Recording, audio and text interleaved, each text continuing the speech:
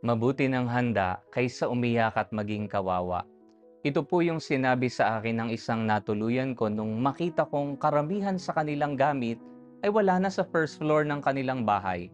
Natuto na daw po kasi sila nung nakaraang bumaha at pinasok ang kanilang bahay, nasira ang kanilang mga gamit. Kaya ang sabi po niya sa akin, mabuti ng handa kaysa umiyak at maging kawawa. Ito rin po ang panawagan sa atin sa Ebanghelyo ni San Lucas patungkol sa paghahanda na sana kapag dumating ang wakas ng panahon, madatnan tayo ng Panginoon na handa.